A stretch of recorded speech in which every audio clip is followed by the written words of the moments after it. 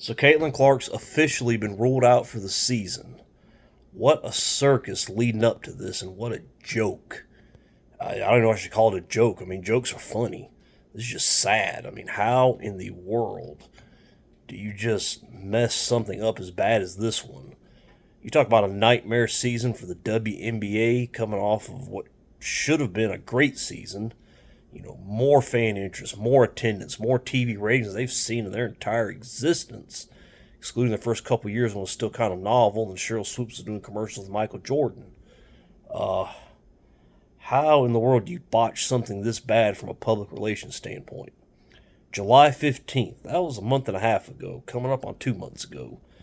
Caitlin Clark walked off and was ruled out with an injury for the third time. Once in the preseason, and that was, or it might have been the third time in the regular season. I done lost track.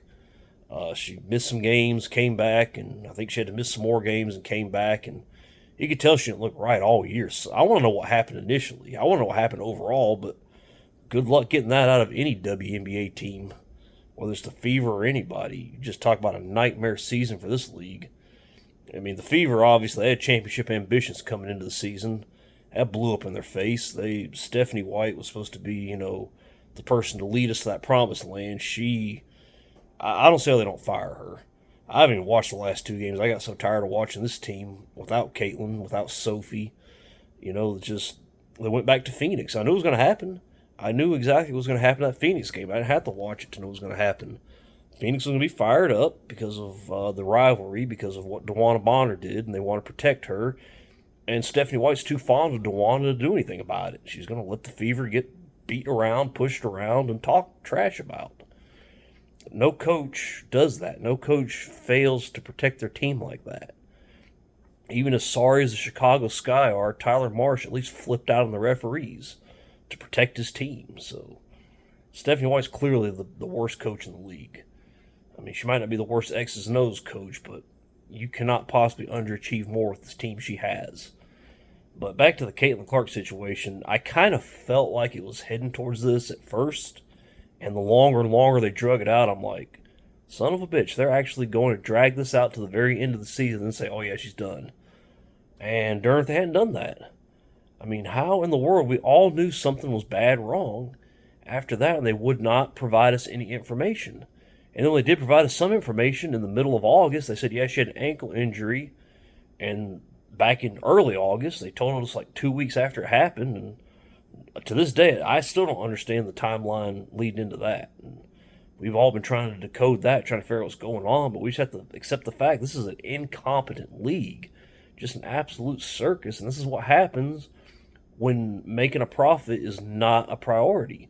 When you don't have to put on a likable product, a product that the fans can digest and enjoy. And by product, I mean on-court product, the players, the way they act and conduct themselves in public, and the way the information is given to the public.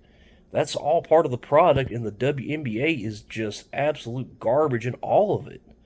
Caitlin Clark has tried her best to be the one-person show to carry the whole league, and they've just fought her the whole way and just not let her do anything, and everything she tries to do, they fight her on.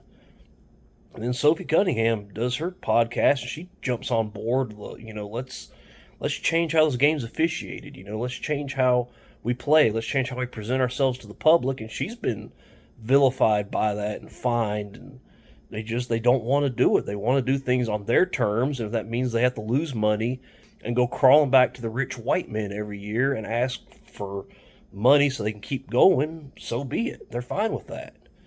And I tell you, if this league and if the NBA gives in and gives these ladies a big pay raise in this CBA, I mean, this league is just not worth it. They were given a golden gift from the heavens with Caitlin Clark. How do you mess that up? Not only have they messed that up, they've messed this injury thing up so bad.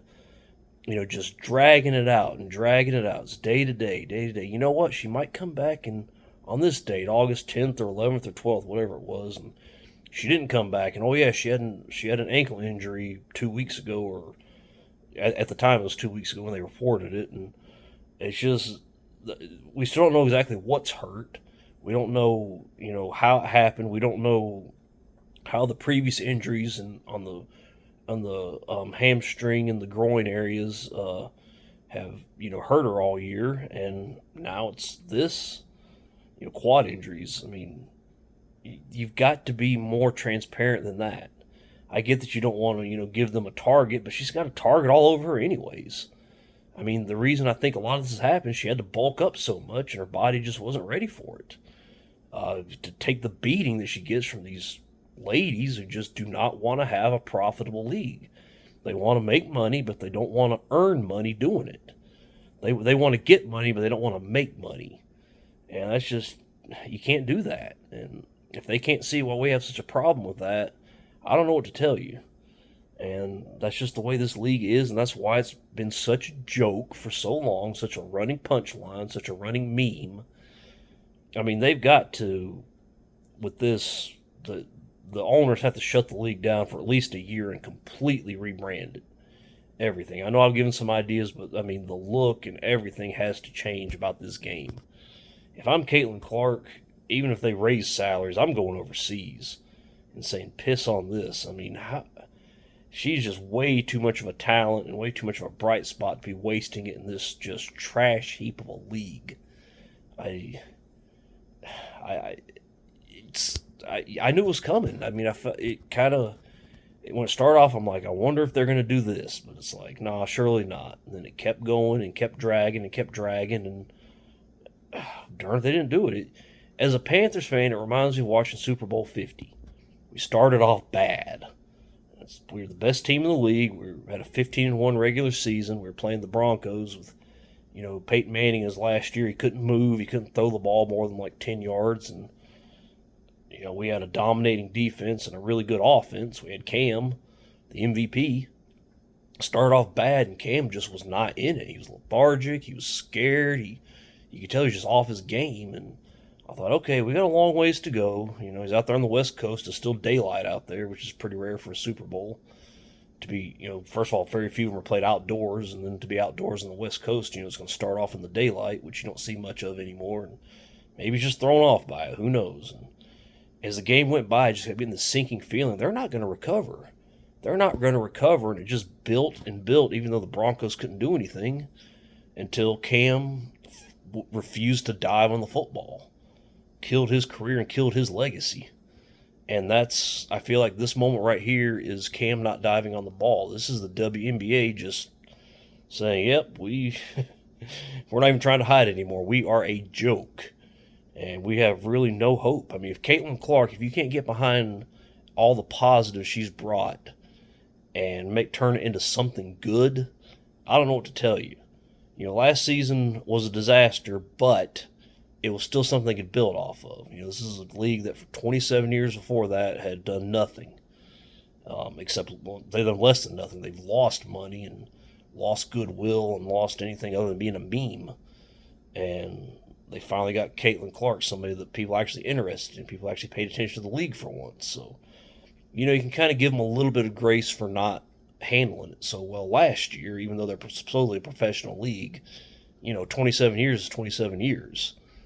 It's like, okay, they had the entire off season. Caitlin's coming back. We know how to handle it this time, right? Right? No. There's just no transparency, no accountability for anybody in this league, nothing. Now they're going to be expanding teams. They think this is a good thing. This league ain't going to... This is probably going to be the death knell for the league, to be honest with you. I mean, how do you even recover from this? Got these injuries that it was pretty obvious. They knew she wasn't going to come back from day one, and they just kept dragging it out to the last possible minute. And, you had the Angel Reese situation. She had a mysterious back injury.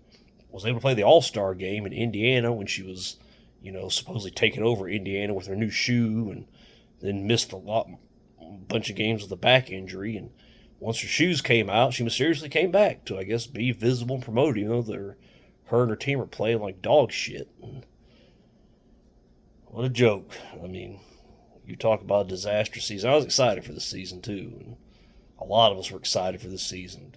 We thought, okay, surely the WNBA is going to get it together. Nope. Get well, Caitlin. I hope everything gets better. I hope you're able to play basketball again at a good level somewhere. And I don't even know what to say about the WNBA. It's beyond hopeless at this point. That'll be my theme for the WNBA and the Indiana Fever. Beyond hopeless. Maybe Caitlin comes back next year and all's right with the world, but this league has absolutely shown what they are. Useless, a joke, and just well beyond repair. Um, and Unrivaled just a spin-off.